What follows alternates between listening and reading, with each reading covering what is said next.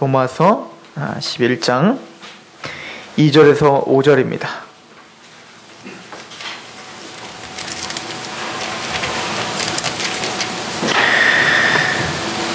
우리 한 목소리로 같이 봉독할까요? 로마서 11장 2절에서 5절까지 말씀 시작. 하나님이 그 미리 아신 자기 백성을 버리지 아니하셨나니 너희가 성경이 엘리야를 가리켜 말한 것을 알지 못하느냐? 그가 이스라엘을 하나님께 고발하되 주여 그들이 주의 선지자들을 죽였으며 주의 제단을 헐어버렸고 나만 남았는데 내 목숨도 찾았나이다 하니 그에게 하신 대답이 무엇이냐? 내가 나를 위하여 바알에게 무릎을 꿇지 아니한 사람 7,000명을 남겨두었다 하셨으니 그런즉 이와 같이 지금도 은혜로 택하심을 따라 남은 자가 있느니라. 아멘. 오늘 말씀은 남은 자에 대한 이야기입니다. 성경에는 남은 자 사상이라는 것이 있어요. 성경에 유유히 흐르는 여러 기류들과 사상들이 있는데 그 중에 하나가 바로 남은 자 사상입니다.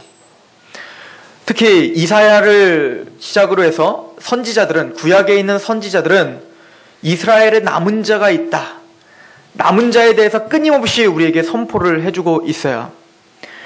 그래서 우리 오늘 주보에도 보면 이사야서, 미가서, 스바냐, 스가랴, 요엘서 이렇게 쭉 나열되어 있죠. 즉 이 많은 선지자들이요, 이스라엘에 남은 자가 있다 이거야. 자, 우리 구약을 한번 돌아보면 하나님께서 창세기 1장부터 11장까지 천지를 창조하시고 전 인류의 조상이 되시는 하나님을 보여줬죠. 하나님은 천지를 창조하셨습니다. 하나님은 이스라엘 백성들만의 하나님이 아니라 그분은 아담과 하와를 창조하시고 우리가 다 아담과 하와의 후손이요 노아의 후손이라고 성경은 이야기하고 있습니다. 그리고는 그 전 인류는 다 하나님이 창조하셨는데 하나님을 대적하고 타락한 자들이다. 모두가 다 바벨탑을 쌓고 모두가 다 노아의 방주 때 홍수에 다 잠긴 것처럼 모두가 다 죄악 가운데 죽어야 마땅한 사람들이다 라고 선포를 하셨습니다. 그리고 심판을 하셨고 그럼에도 정신 못 차리고 끝까지 바벨탑을 쌓더라. 이게 창세기 11장의 끝이라면 창세기 12장에 이제 한 사람을 택하죠. 그게 바로 아브라함이었고 그 아브라함을 통해서 내가 또 다른 하나님의 백성, 하나님의 민족을 세울 것이다 라고 하는 하나님의 비전을 보여주시는 겁니다. 그래서 아브라함을 통하여 하나님의 백성을 만들어 가시는 장면들이 나오죠.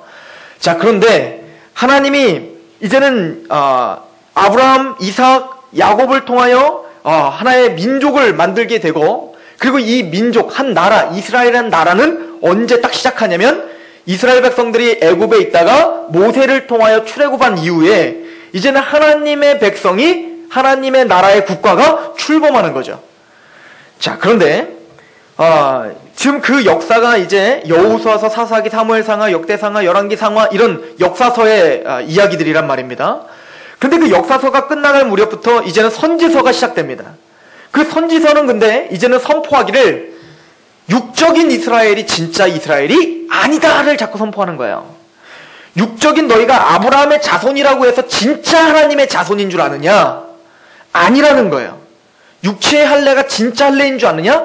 아니라는 거예요. 진짜 자손이 있다 이거야.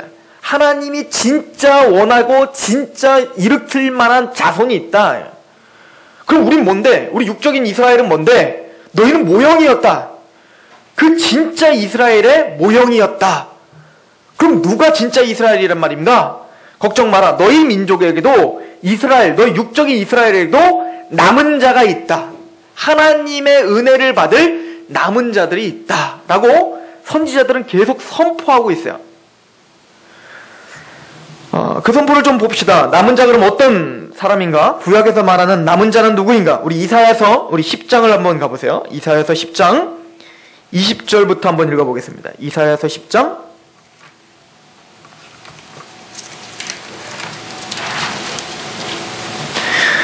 20절에서 21절까지 말씀입니다.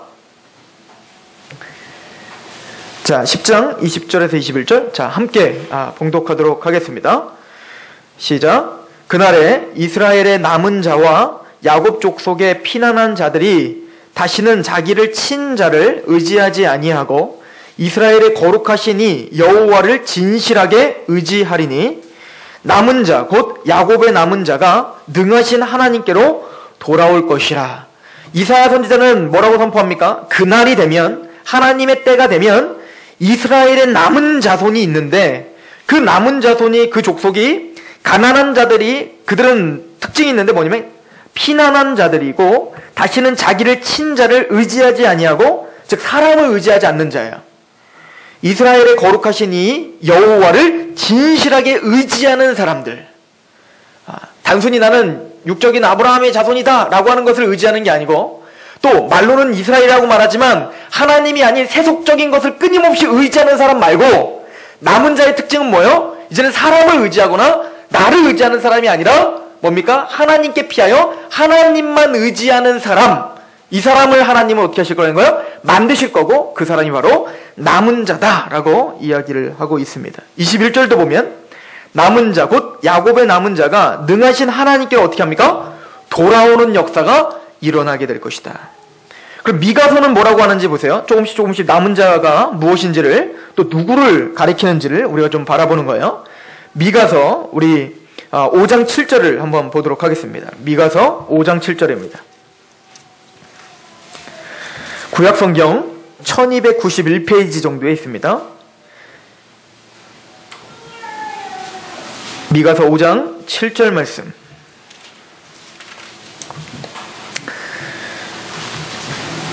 우리 한 목소리 같이 봉독할까요? 5장 7절 시작.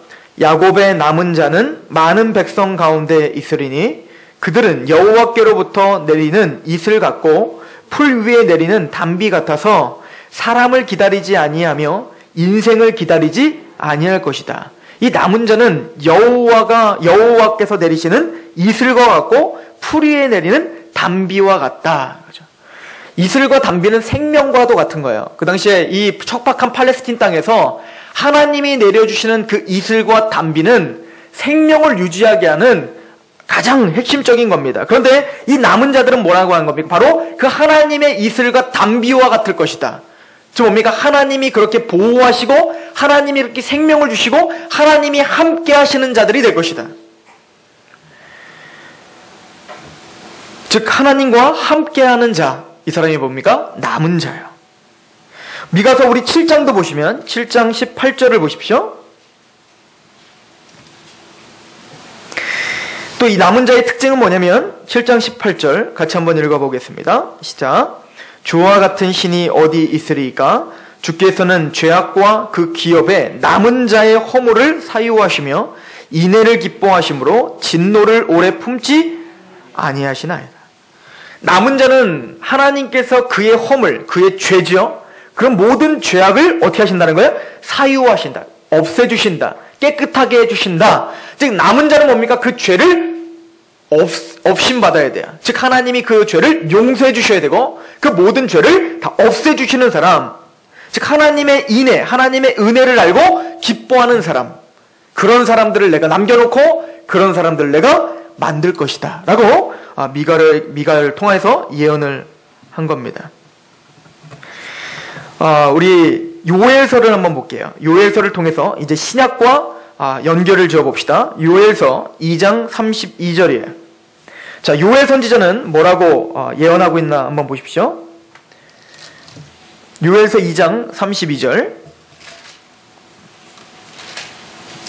구약성경 1272페이지, 1273페이지 정도에 있어요. 요엘서 2장 32절입니다. 같이 한번 읽어볼까요? 시작. 누구든지 여호와의 이름을 부르는 자는 구원을 얻으리니 이는 나 여호와의 말대로 시온산과 예루살렘에서 피할 자가 있을 것이며 남은 자 중에 나 여호와의 부름을 받을 자가 있을 것이다. 자, 이 남은 자는 언제 그럼 나타나는 거냐면 여기 보니까 이래요. 누구든지 여호와의 이름을 부르는 자는 구원을 얻는데요. 이는 나 여호와의 말대로 시온산과 예루살렘에서 피할 자가 있을 것이요. 예루살렘에서 하나님의 강권적인 능력이 나타날 때가 올 거예요. 그때는 뭡니까? 남은 자들이 나타날 거예요. 자, 그럼 이때가 언제일까요? 지금 요엘이 예언한 이 때를 언제 성취가 됐을까요? 여러분들은 모르는 것처럼 그렇게 앉아 계시지만 여러분들은 언제인지 알고 있어요.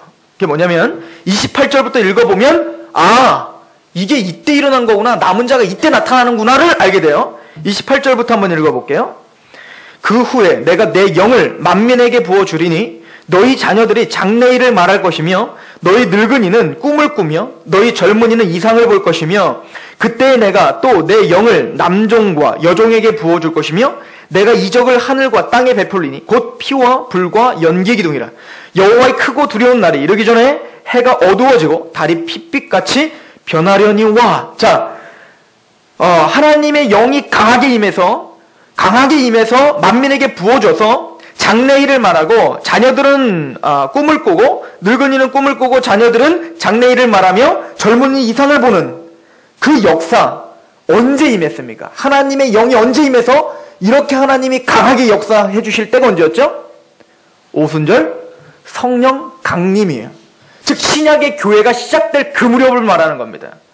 지금 요엘은 이사야서부터 시작했던 그 남은 자가 있다. 그 남은 자는 구원을 받을 사람이요. 그 남은 자는 사람을 의지하지 않고 하나님만 의지할 사람이요. 그 남은 자는 그 죄를 사하심받은 사람이다.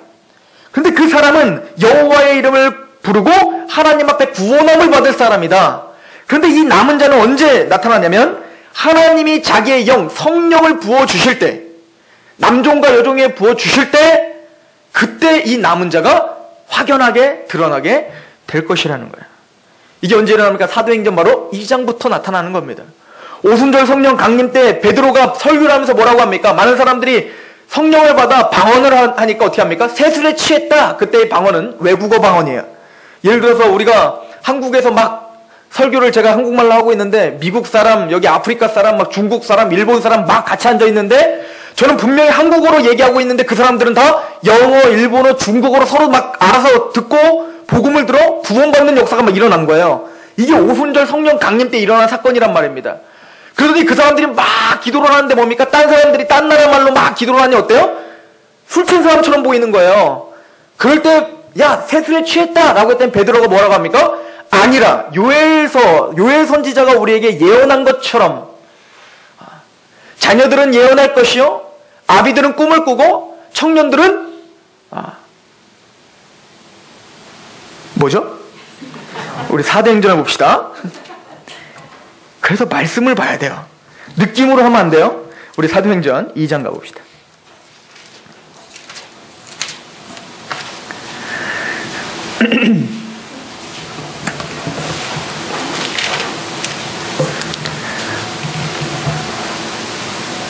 자, 2장 14절부터 봅니다. 사도행전 2장 14절. 베드로가 11 사도들과 함께 서서 소리를 높여 이르되 유대인과 예루살렘에 사는 모든 사람들아 이 일을 너희로 알게 할 것이니 내 말에 귀를 기울이라.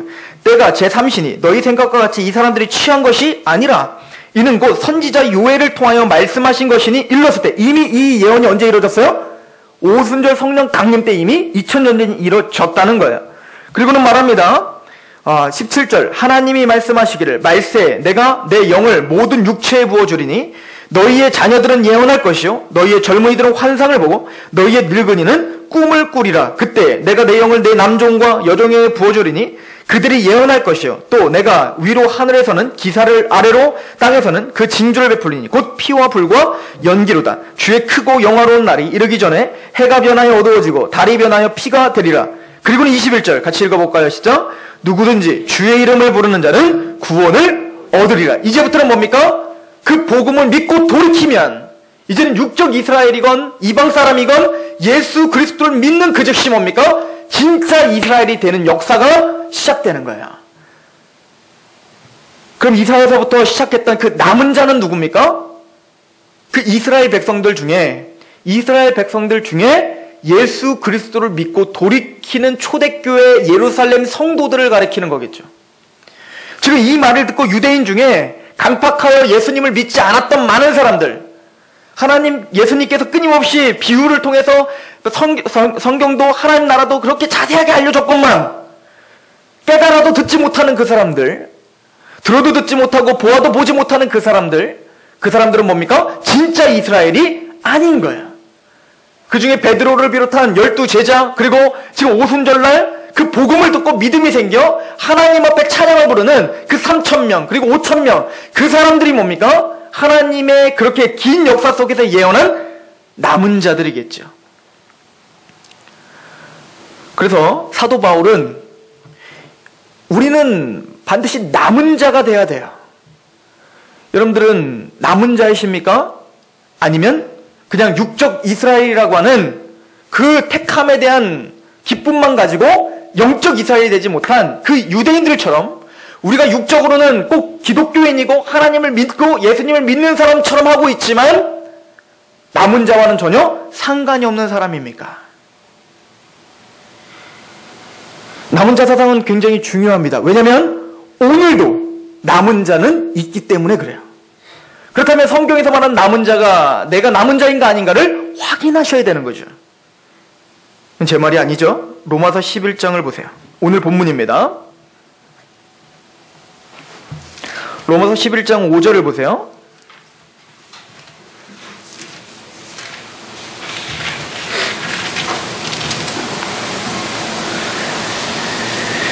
같이 한번 읽어봅시다. 11장 5절 시작. 그런즉 이와 같이 지금도 은혜로 택하심을 따라 남은 자가 있느니라. 남은 자가 있어요. 여러분들이 남은 자이십니까? 내가 남은 자인지 아닌지를 확인하는 시간 되시길 소망합니다. 근데 이럴 때 남은 자는 어떤 사람이냐면 이와 같이 지금도 뭘로? 은혜로 택하심을 받은 사람을 말하는 거예요. 내가 뭔가 잘해서 내가 뭔가 하나님 앞에 잘해서 또 뭔가 매력적인 게 있어서 하나님 앞에 내가 택함받았다는 생각을 가진 사람이 아니라 나는 아무것도 없는데 하나님이 나를 은혜로 에베소서 1장 4절의 말씀은 창세전에 그리스도 안에서 내가 태어나기도 전에 아니 우리 조상이 태어나기도 아니 아담과 하와가 태어나기도 전에 이미 창세 전에 그리스도 안에서 우리를 택했구나라고 믿고 있는 사람들이 있어요. 그 은혜로 택하심 받은 사람들, 그 사람들이 남은 자입니다. 이 남은 자는 내가 남은 자에 돼야지? 내가 남은 자를 되고 말 테야? 이런 열심과 열정으로 남은 자가 되는 게 아니에요. 하나님이 택해 주셔야 돼요. 우리가 할 수 있는 게 아니에요. 이게 9장, 10장, 11장은 이 남은 자 사상을 계속 이야기하고 있는데 9장을 한번 보세요. 잠시 한번 가보겠습니다. 9장 16절을 보십시오. 9장 16절.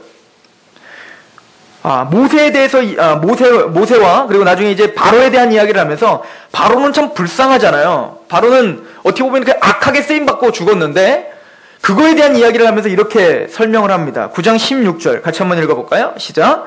그런즉 원하는 자로 말미암도 아니요, 다른 박질하는 자로 말미암도 아니요, 오직 긍휼히 여기시는 하나님으로 말미암는 주권이 있다고요. 내가 믿어야지? 난 믿고 말 테야. 또 때로는 내가 이만큼 해가지고 하나님 앞에 인정받아야지. 그런 열심과 열정으로 우린 남은 자 되는 것이 아니에요. 남은 자 될 수 있는 것은 철저히 하나님 편에서 하나님의 긍휼하심과 하나님의 주권적인 선택이 있어야 남은 자가 되는 거예요. 그래서 17절을 보십시오. 성경이 바로에게 이르되 내가 이 일을 위하여 너를 세웠으니 곧 너로 말미암아 내 능력을 보이고 내 이름이 온 땅에 전파되게 하려 함이라 하셨느니라. 그런즉 하나님께서 하고자 하시는 자를 긍휼히 여기시고 하고자 하시는 자를 완악하게 하시느니라. 우리가 매번 설교 시간에 말씀을 통해서 보는 것은 우리가 지금 여기 앉아있는 것 우연인 것 같지만 우연이 아닌 것을 성경은 말하고 있는 거죠. 여러분들이 예수님을 믿고 여러분들이 하나님을 고백하고 있다는 것 자체가 여러분들이 한 게 아니라는 거예요. 하나님이 긍휼히 여기셔서 우린 여기 앉아있는 것밖에 없는 거예요. 즉 남은 자는 내가 남은 자 되겠습니다. 이제부터 남은 자로 내가 이렇게 확실하게 할 테니 저를 뽑아주세요. 이렇게 되는 게 아니에요. 선착순도 아니에요. 남은 자는 뭡니까? 하나님이 선택받은 자가 있어요. 은혜로 선택받은 남은 자가 있다라고 이야기하고 있는 것입니다. 로마서 9장 27절을 한번 보십시오. 로마서 9장 27절. 자, 철저히 하나님의 주권 가운데 부르심을 받는 거다를 설명하고 27절 같이 한번 읽어봅니다. 시작. 또 이사야가 이스라엘에 관하여 외치되 이스라엘 자손들의 수가 비록 바다의 모래 같을지라도 충격적인 사실은 그러나 구원은 누구만 받아요? 남은 자만 받아요. 이건 제 얘기가 아니에요. 성경의 이야기이기 때문에 우린 진중하게 봐야 됩니다. 이스라엘 백성들이 수없이 많아도, 육적인 이스라엘 백성들이 그렇게 많아도 그들 중에 구원받을 자는 극소수예요. 남은 자가 따로 있어요. 이는 오늘날 교회도 마찬가지일 거예요. 교회를 그냥 다닌다고 구원받는 게 아니에요. 반드시 은혜로 택함을 받은 뭐가 있어야 돼요? 남은 자가 구원받는 거예요. 자, 이걸 예수님의 비유로, 다른 비유로 말하면, 예수님께서 혼인잔치 비유를 하셨어요. 그죠? 혼인잔치 비유를 하시고는 처음에는 들어올 자들을 데려오라고 하죠. 그 사람들은 뭐 귀족이었죠. 왕이 혼인잔치를 베푸니까 왕의 혼인잔치에 올 수 있는 귀족들을 데려오라고 했단 말입니다. 그런데 그 귀족들이 어떻게 했습니까? 처음 초대받던 사람이 알았다고요. 난 바빠서, 나는 밭에 나가야 되니까, 난 뭐 일해야 되니까. 그때 그 왕이 어떻게 합니까? 이미 혼인잔치는 다 준비되고 소도 다 잡았으니 종들을 시켜서 너희는 사거리에 나가서 아무나 데리고 와라. 그러니까 첫 번째 초대받았던 사람 누굽니까? 유대인들, 육적 유대인들을 가리키는 거예요. 그런데 그들은 어떻게 했어요? 그 복음을 거부했죠. 그럼 나중에 누구까지 죽여요? 예수 그리스도를 십자가에 못 박기까지 했잖아요. 그러나 다행히 그 육적 이스라엘 백성들 중에도 남은 자가 있었어요. 누구예요? 그게 바로 바울과 베드로와 그런 제자들과 초대교회가 남았잖아요. 예루살렘 교회가 그래서 세워졌지 않습니까? 그리고는 그 사거리에서 다 나오라고 했어요. 즉 이거 뭡니까? 이방인들이에요. 즉 우리를 가리킵니다. 그래서 하나님 우리를 다 초청했어요. 다 초청해서 가득 찼습니다. 사람이 굉장히 많이 찼어요. 그런데 거기서도 그 왕은 어떻게 합니까? 나눠요. 잔치에 참여할 사람과 그렇지 못할 사람. 즉 뭡니까? 의복을 입은 사람은 남기고 의복을 안 입은 사람들은 내어 쫓아요. 마찬가지로 우리가 이방인들이 교회에 나옵니다. 하나님의 부르심을 받고 교회에 다 나와 있지만 겉으로는 다 크리스찬인 것 같지만 그 안에는 남은 자도 있고 그렇지 않은 자도 있어요. 그 다른 말로 하면 가라지와 알곡이 있다는 얘기예요. 근데 성경은 말합니다. 누구만 구원받습니까? 남은 자만 구원받아요. 우리 서산상록교회 성도들은 모두가 남은 자 얘기를 소망합니다. 그리고는 뭐라고 합니까? 부르심 받은 사람은 많되 누구는 적다? 택함 받은 사람은 적다.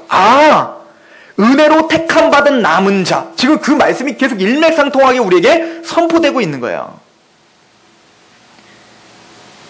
이사야가 예언된 그 남은 자가 오늘도 있습니다. 그 남은 자만 구원을 받습니다.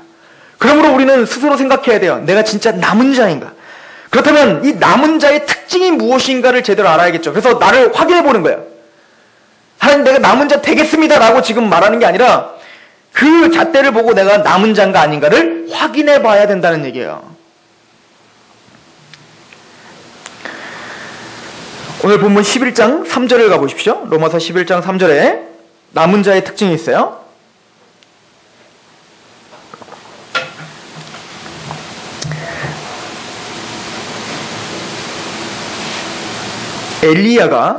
엘리야가 이야기한 내용입니다. 사도 바울이 엘리야가 열왕기 상에서 이야기한 것을 지금 인용하는 건데 11장 3절에 주여 그들이 주의 선지자들을 죽였으며 주의 제단을 헐어버렸고 나만 남았는데 내 목숨도 찼습니다. 지금 상황이 어떤 상황이냐면 열왕기상 19장에 보면 엘리야가 누구와 전쟁을 벌입니까?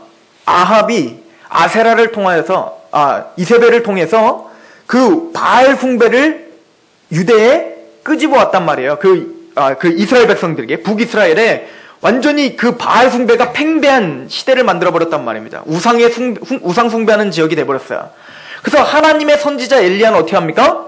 그들에게 가서 뭡니까? 너희는 여호와 편에 서든지 바알 편에 서든지 택하라. 그러면서 누구와 전쟁을 벌입니까? 그 바알 선지자와 뭡니까? 전쟁을 벌이는 거 아닙니까? 갈멜 전투, 그 유명한 갈멜 전투가 일어나잖아요. 누가 승리합니까?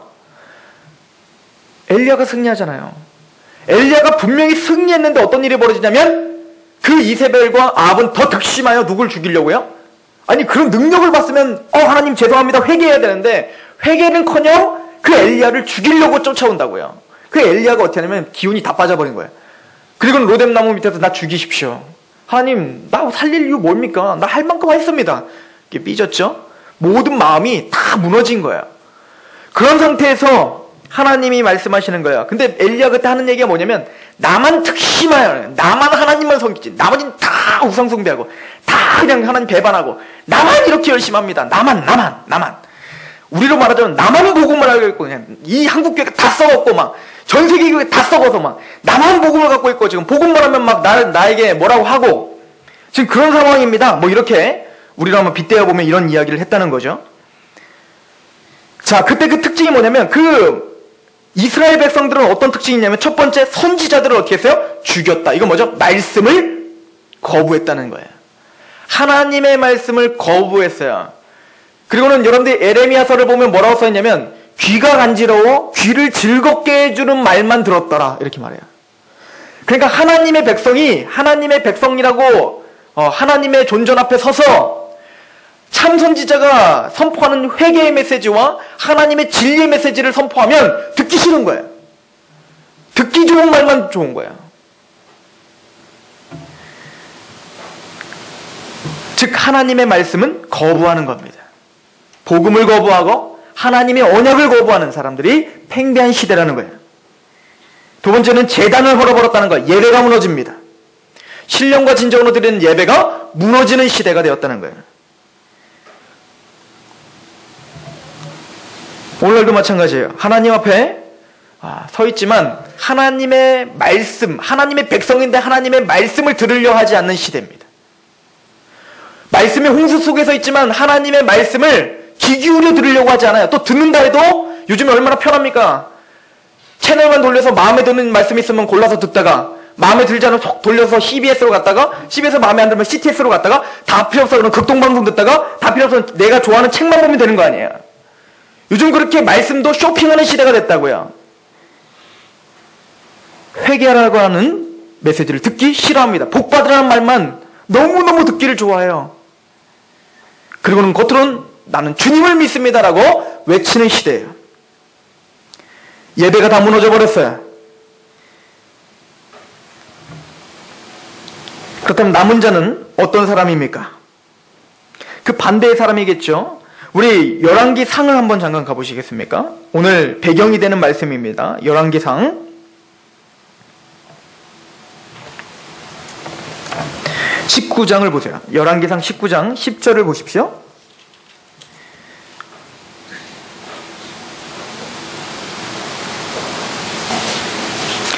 구역성경 549페이지에 있습니다.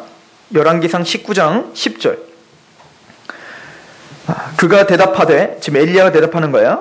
내가 만군의 하나님 여호와께 열심히 유별하오니 이는 이스라엘 자손이 첫 번째 주의 언약을 버리고 하나님의 언약을 버렸어요. 하나님의 복음을 버렸어요. 하나님의 약속하심을 상고하지 않아요.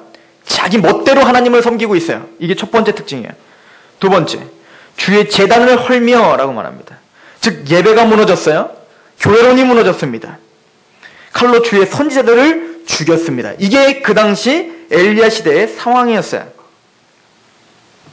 그렇다면 남은 자는 어떤 특징을 갖고 있습니까? 19장 10절을 다시 보시면 주의 선지자들을 죽였으며 오직 나만 남았거늘 그들이 내 생명을 찾아 뺏으려 합니다. 엘리야는 남은 자 중에 한 명이었죠. 엘리야는 뭡니까? 약속이 없어지고 제단이 무너지는 그 상황에서 엘리야는 어떻게 했기에 남은 자가 된 것입니까? 18장을 가보세요. 그 전에 엘리야가 했던 일을 보시면 18장 30절을 한번 보세요. 자, 같이 한 목소리를 읽어봅니다. 시작. 엘리야가 모든 백성을 향하여 이르되 내게로 가까이 오라. 백성이 다 그에게 가까이 가매 그가 무너진 여호와의 제단을 수축하더라. 남은 자는 예배를 다시 회복시키는 사람이에요. 남은 자는 하나님의 언약을 다시 상고하고 그 언약을 믿고 예배를 회복하는 사람이 남은 자예요. 그냥 왠지 내가 남은 자일 것 같아 라고 생각하지 마시고 내가 진짜 예배를 지금 수축하는 사람인가 아닌가를 생각해 보세요.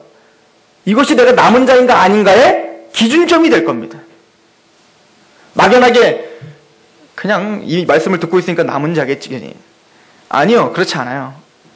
남은 자는 반드시 예배를 수축하는 자라고 말하고 있습니다. 또 이 남은 자는 어떤 사람입니까? 우리 19장 17절을 보세요. 19장 17절에 보면 열왕기 상입니다.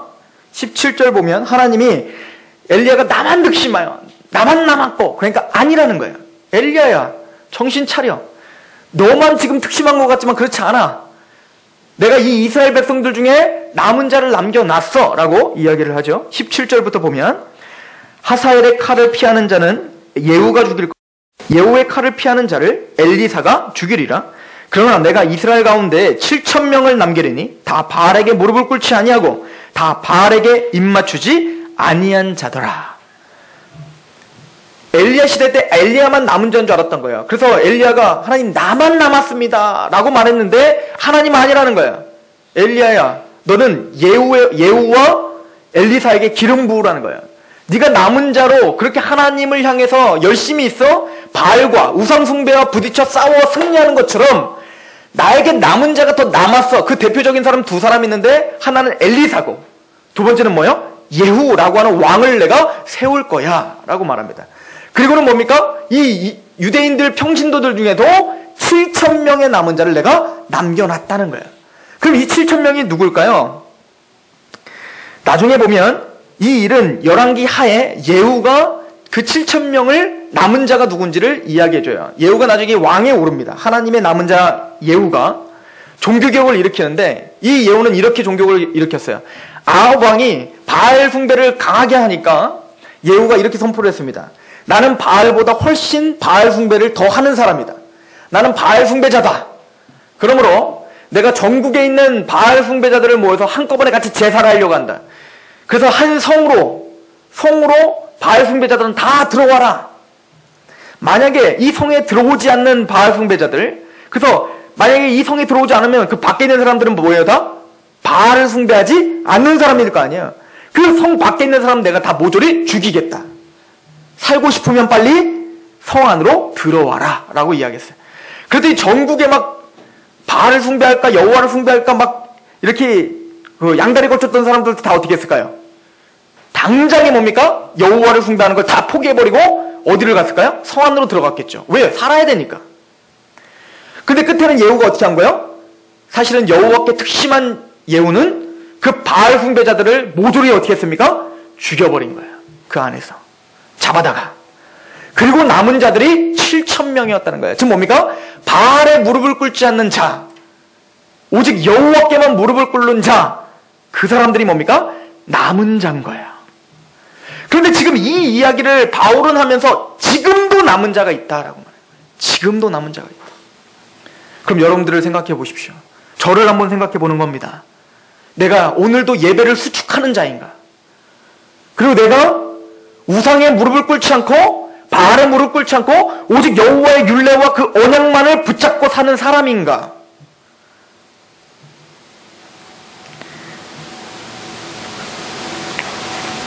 하나님은 그 남은 자를 찾고 계십니다.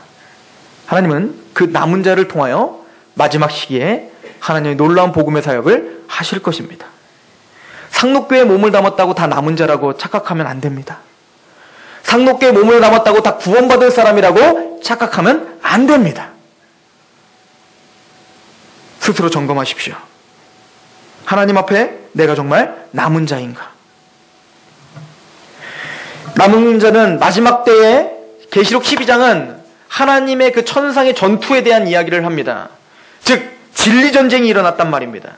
그 진리 전쟁이 일어났을 때 사탄과 정면에서 부딪혀서 승리케 하는 사람이 있는데 그 사람들이 바로 예수 그리스도를 제대로 믿고 있는 남은 자들이에요. 그래서 계시록 12장에 보면 그 남은 자들이 어떠한 특징이 있는가를 더 명확하게 우리에게 보여주고 있어요. 우리 계시록 12장을 한번 가보십시오.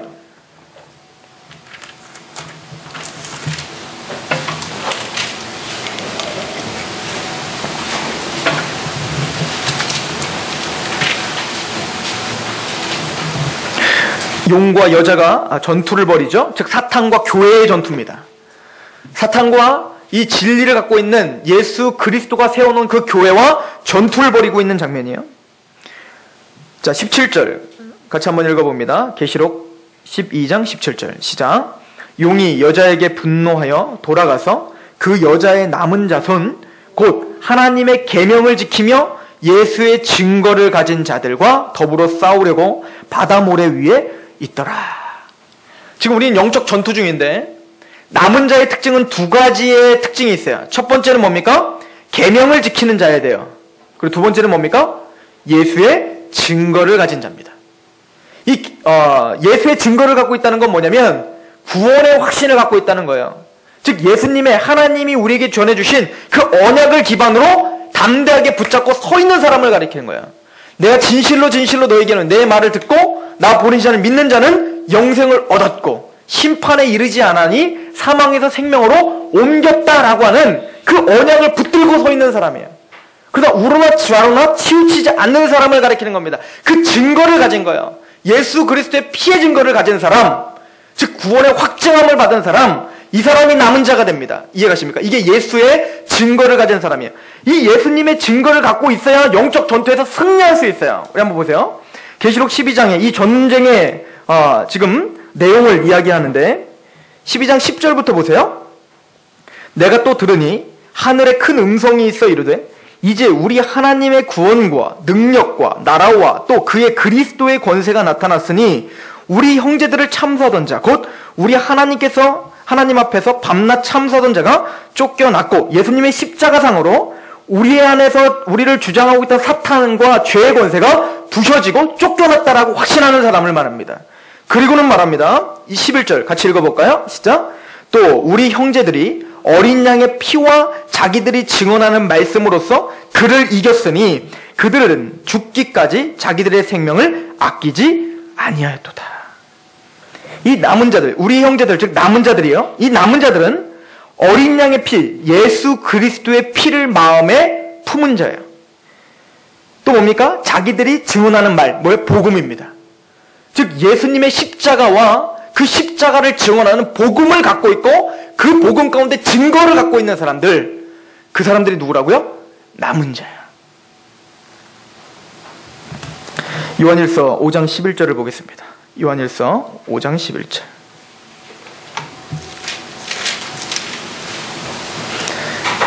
남은 자는 증거를 갖고 있어야 한다고 했는데 5장 10절부터 보면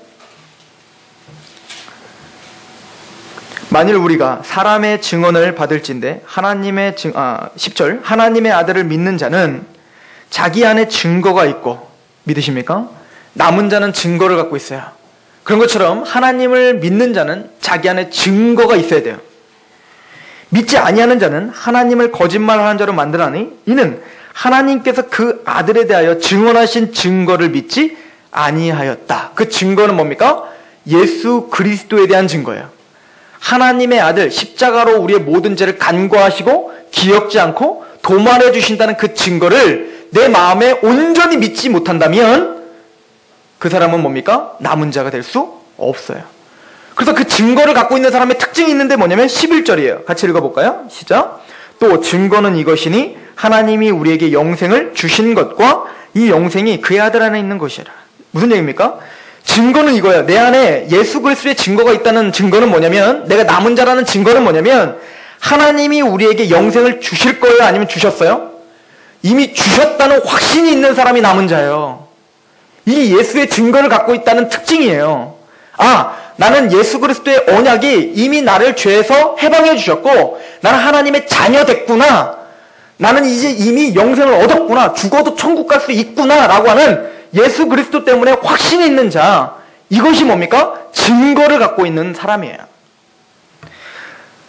두 번째, 남은 자의 두 번째 특징은 뭘 갖고 있다고요? 계명을 지키는 자라고 했죠. 그런 증거를 갖고 내가 오늘도 뭐 하고 있어야 돼요? 계명을 지키고 있어야 된다는 얘기입니다. 한번 보십시오. 우리 요한일서 3장을 보세요. 요한일서 3장 23절을 보면 그 계명을 지킨다는 말이 무엇인지 성경이 이렇게 설명을 하고 있습니다. 23절 시작. 그의 계명은 이것이니 곧 그 아들 예수 그리스도의 이름을 믿고 그가 우리에게 주신 계명대로 서로 사랑하는 사람. 남은 자는 이런 사람이라는 거예요. 계명이 뭐라고요? 계명을 지키는 자라고 했는데 계명 첫 번째는 뭐라고요? 예수님의 언약을 듣고 믿어요. 이게 계명을 지키는 거예요. 첫 번째는. 그리고 두 번째, 서로 사랑하는 거예요. 남은 자는 사랑합니다. 남은 자끼리 사랑해요. 너희끼리 서로 어떻게 하라? 사랑하라는 거예요. 여러분들 외국에 갔는데 한국 사람이 전혀 없는 그곳에 한국 사람을 딱 만나면 어때요? 엄청 반가울 거 아니에요. 왜요? 피가 땡기는 거예요. 혈통이라는 게 땡긴다고요. 마찬가지로 남은 자끼리는 그렇게 서로 사랑하는 거예요. 복음이 통하는 것 때문에, 복음 때문에 말이 통해요. 예수 그리스도의 이야기라면 그게 그냥 간격이 서로 되는 거예요. 그래서 서로 사랑할 수밖에 없어요. 우리 요한 2서도 한번 보세요. 요한 2서 1장을 보세요. 요한 2서 1장 6절입니다. 자, 서로 사랑하라고 했죠? 자, 그래서 이렇게 더 설명을 합니다. 1장 6절 시작. 또 사랑은 이것이니 우리가 그 계명을 따라 행하는 것이요 계명은 이것이니 너희가 처음부터 들은 바와 같이 그 가운데서 행하라 하심이라. 어떻게 하는 거예요? 서로 사랑하라. 이 계명을 지키라 라고 이야기하고 있습니다. 이 이야기는 구원을 받으면 구원의 확장함을 받아 내 안에 예수 그리스도의 증거가 있는 사람은 언약을 존중히 여기는 사람이요 제단을 다시 쌓는 사람이라고 했죠. 그 얘기는 우리가 하나님의 그 언약의 증거 예수 그리스도의 그 십자가로 감격한 사람은 거기에 감격하여 하나님을 사랑하는 사람이 된 거예요. 믿으십니까? 하나님을 사랑하는 사람이 되면 이제 누구를 사랑할 수밖에 없게 돼요? 내 형제를 내 몸과 같이 사랑할 수밖에 없는 사람이 됐어요. 이게 뭐예요? 구약 전체의 메시지예요. 율법의 강령이라고요. 내 하나님을 마음을 다하고 뜻을 다하고 목숨을 다하고 너의 성품을 다하여 사랑하라. 이게 첫 번째 계명이요. 두 번째 계명은 뭡니까? 내 이웃을 내 몸과 같이 사랑하라. 이게 둘째 계명이요. 이 둘 다 뭡니까? 사랑이에요. 그런데 하나님을 사랑하고 이웃을 사랑하려면 반드시 거쳐야 되는 게 뭡니까? 구원이에요. 예수님의 감격이 있어야 하나님을 사랑할 수 있어요. 하나님이 나를 위해서 어떻게 희생하셨는지, 하나님이 나를 위해서 어떻게 사랑하셨는지를 깨달아야 그제서야 우리는 조금 하나님을 사랑하는 척할 수 있다고요. 제가 일부러 사랑하는 척이라고 했어요. 우리는 하나님이 우리를 사랑하는 만큼 사랑할 수가 없어요. 아무리 하준이에게 기대를 해도 하준이는 지 엄마가 자기를 사랑한 것보다 절대 하준이는 엄마를 사랑할 수 없는 거예요. 내리사랑이기 때문에. 그러나 그 사랑을 감격한 사람은 그나마 보여지는 형제를 사랑할 수 있는 힘이 생기더라는 거예요. 남은 자는 이 사랑을 깨달은 사람이에요. 어떤 사랑? 하나님이 세상을 이처럼 사랑하사 독생자를 주셨으니 이는 저를 믿는 자마다 멸망치 않고 영생을 얻게 하려 하심이라. 이 사랑을 깨달은 사람, 그리고 그 사랑 앞에 그 언약을 지키고 그 사랑 때문에 하나님 앞에 제단을 쌓고 예배를 드리고 그리고 그 사랑 때문에 하나님의 백성들을 서로 지독하게 사랑하는 사람들, 저는 남은 자의 공동체가 이 서산상록교회 되길 소망합니다. 기도하겠습니다.